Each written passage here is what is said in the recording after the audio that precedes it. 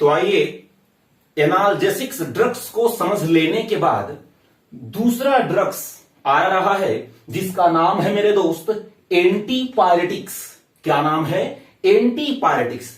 बड़ा ध्यान से समझने का करें कोशिश, धीरे ही सही, लेकिन जो मैं समझा रहा हूं उसे बेहतर ढंग से मैं भी कोशिश कर रहा हूं समझाने का, ताकि आप वहां बैठ करके भी आप आसानी से हमारी बातों को आप फील कर सकें, महसूस कर सकें और यहां जो बातें बताई जा रही उसे आप समझ सकें। आइए सब देखिए, दूसरा ड्रग्स जो लिखा है गया जिसका नाम है एंटीपायरेटिक्स। आखिर एंटीपायरेटिक्स क्या होता है? आइए फिर से समझते हैं। देखो, एंटीपायरेटिक्स, एंटी का मतलब होता है क्या मालूम है आप लोगों को? या फिर से एंटीपायरेटिक्स दो वर्डों के मिलने से बना है, जैसे एनाल्जेसिक्स दो वर्डों के मिलने से बना था ना। एनाल्जेसिक्स, एन का मतलब अब्सेंट और जेसिक्स का मतलब होता है पेन। पेन का अब्सेंट होना एनाल्जेसिक्स कहला रहा था। कुछ ऐसा ही यहां पर भी है। एंटी और पायरेटिक्स, एंटी का मतलब होता है अगेंस्ट में काम करने वाला, विपरीत में काम करने वाला। कई बार आप लोग बोलचाल की भाषा में भी ऐसा इस्तेमाल किए होंगे। वो एंटी पार्टी का है, मतलब वो अगेंस्ट पार्टी का है, वो विपरीत पार्टी का है। तो एंटी का मतलब होता है अगेंस्ट में काम करने वाला, या फिर सीधा एक वर्ड बोलो अगेंस्ट, मतलब उल्टा, विपरीत। एंटी का मतलब हुआ अगेंस्ट और पॉलिटिक्स का मतलब होता है हाई टेम्परेचर। मेरी बातों को बड़ा ध्यान से सुनने का कोशिश करें मेरे दोस्त। एंटी का मतलब हुआ क्या? एंटी का मतलब हुआ अगेंस्ट और पॉलिटिक्स का मतलब हुआ हाई टेम्परेचर, अर्थात ऐसे केमिकल सबस्टांस जो बढ़े हुए टेम्परेचर के अगेंस्ट में काम करता है, बढ़े हुए टेम्परेचर को घटाने का काम करता है, वैसे ही केमिकल सबस्टांस एंटीपायरेटिक्स कहलाते हैं। एंटीपायरेटिक्स कहलाते हैं। जैसे एग्जांपल से समझिए, फीवर के समय, फीवर जब हम लोगों को आ जाती है, फीवर के समय हमारा बॉडी का तापमान बढ़ जाता है, बॉडी का टेम्परेचर बढ़ जाता है। अपने आप में हम लोग वीक महसूस करने लगते हैं, हम लोग अपने आप को कमजोर महसूस करने लगते हैं, अनईजीनेस फील होने लगता है। क्यों ऐसा होता है? हमारे बॉडी का टेम्परेचर बढ़ चुका है, अपने आप को हम कमजोर, अपने आप को हम अनईजीनेस फील करने लगते हैं। ऐसा क्यों? आप जानते होंगे 10th तक लगभग सारे बच्चे, अधिकांशतः बच्चे, लगभग 100 के 100% बच्चे जो है वो बायोलॉजी पढ़ के होंगे आए। अभी बायोलॉजी नहीं होगा बहुत सारे बच्चों का, कोई बात नहीं, लेकिन 10th तक तो पढ़ के आए हैं ना, कोई बात नहीं। सुनो ध्यान से, 10th तक आप लोग बायोलॉजी में क्या पढ़े होंगे? हमारे बॉडी में जितने मेटाबॉलिज्म हो रहे होते हैं, जितने भी हमारे बॉडी में कार्य हो रहे होते हैं, वह इंजाइम की सहायता से ही होते हैं। इंजाइम की सहायता से होते हैं। और इंजाइम जो होता है ना, वह हाई टेम्परेचर पर काम करना बंद कर देता है या स्लो कर देता है, या हाई टेम्परेचर पर जो इंजाइम होता है वह हम कह सकते हैं डीएक्टिवेट होना शुरू कर देता है।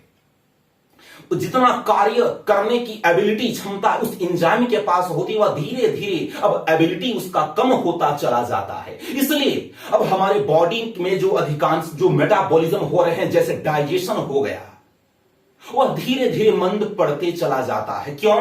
बॉडी का तापमान बढ़ चुका है ना, बॉडी का तापमान बढ़ चुका है। हमारे बॉडी में जितने सारे एंजाइम्स हैं वो डीएक्टिवेट होना शुरू कर दिए हैं, काम करना उतना बंद कर दिए हैं, धीरे धीरे मंद पड़ते जा रहे हैं। इसलिए हम अपने आप को अनईजीनेस फील करने लगते हैं, वीक महसूस करने लगते हैं। तो अब एंजाइम जो डीएक्टिवेट हो रहे हैं उनको बचाना होगा ना।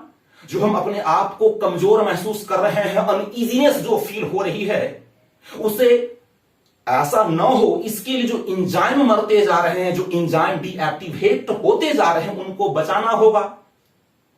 उनको बचाने के लिए बॉडी के बढ़े हुए तापमान को घटाना होगा ना, बॉडी के बढ़े हुए तापमान को घटाना होगा, क्योंकि हाई टेम्परेचर पर एंजाइम डीएक्टिवेट हो रहे हैं। तो बॉडी के तापमान जो बढ़ चुका है, उस बॉडी के बढ़े हुए तापमान को घटाना होगा, तभी एंजाइम डीएक्टिवेट नहीं होंगे। तो वही मैं कह रहा हूं दोस्त, बॉडी के बढ़े हुए टेम्परेचर को कम करने के लिए जो केमिकल सब्सटेंस का इस्तेमाल किया जाता है ना, उसी केमिकल सब्सटेंस को हम लोग क्या कहते हैं? एंटीपायरेटिक्स कहते हैं। एंटी का मतलब हुआ अगेंस्ट में काम करने वाला, पायरेटिक्स का मतलब हुआ हाई टेम्परेचर, हाई टेम्परेचर के विपरीत में काम करने वाला केमिकल सब्सटेंस एंटीपायरेटिक्स कहलाता है। अच्छा, जैसे कोई लोग ऐसे होते हैं जो जल जाते हैं, इसलिए उनका डेथ हो जाता है। यदि कोई आपसे पूछा वो बंदा क्यों डेथ कर गया, वो पर्सन क्यों डेथ गया कर, तो आपका आंसर क्या होगा? कि जल गया इसलिए डेथ कर गया। ऐसा है क्या? नहीं। अरे मेरे भाई, जल जाने से क्या हो गया? जल जाने से हमारे बॉडी में जितने सारे इंजाइम्स है ना, वो मर गए। अब जब इंजाइम्स मर गए हैं तो हमारे बॉडी का जो मेटाबॉलिज्म, जो डिफरेंट डिफरेंट कार्य वर्क होते हैं, वो होंगे कैसे?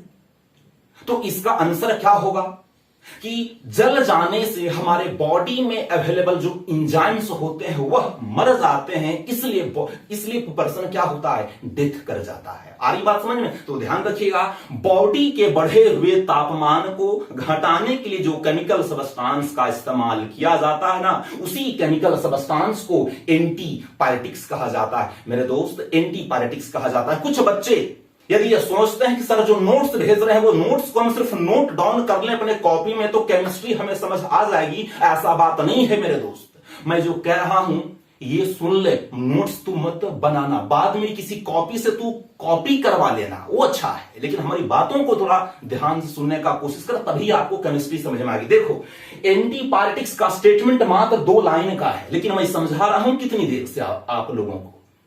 तो मैं जो कह रहा हूं उसको यदि आप बड़ा ध्यान से सुन ले, समझ लेना, तो स्टेटमेंट क्या है सर? स्टेटमेंट कुछ नहीं है। आ रही बात समझ लेना, तुम्हारी बातों को बड़ा ध्यान से समझने का कोशिश कर। चलो, एंटीपायरेटिक्स यदि आप समझ गए होंगे तो आ जाओ अब स्टेटमेंट को देख ले।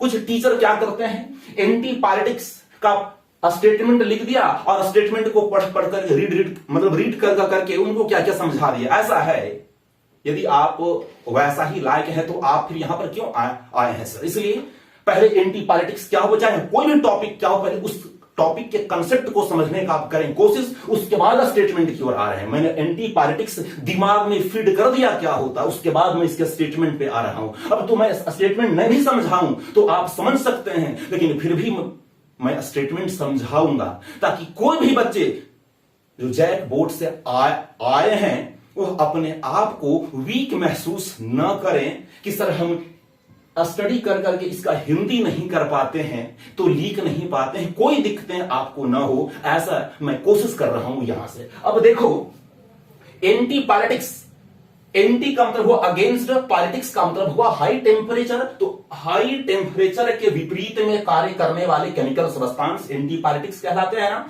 वही लिखा गया स्टेटमेंट में कि द केमिकल सब्सटेंसेस, वे केमिकल सब्सटेंसेस जो विच आर यूज्ड, जिसका इस्तेमाल किया जाता है to lower down the body temperature. अरे मेरे भाई, बॉडी टेम्परेचर को घटाने के लिए जो केमिकल सब्सटेंस का इस्तेमाल किया जाता है ना, उसी केमिकल सब्सटेंस को प्यार से क्या कहा जाता है? एंटीपायरेटिक्स के नाम से जाना जाता है।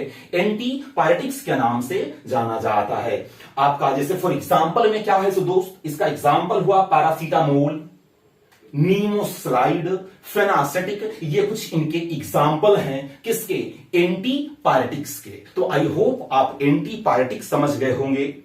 बढ़े हुए टेम्परेचर को घटाने के लिए जो केमिकल सब्सटेंस यूज किया जाता है, इस्तेमाल किया जाता है, उसी केमिकल सब्सटेंस को हम लोग क्या कहते हैं? तो एंटीपायरेटिक्स कहते हैं दोस्त, एंटीपायरेटिक्स कहते हैं। ये रहा दूसरा ड्रग्स। आइए तीसरे ड्रग्स को भी समझते हैं।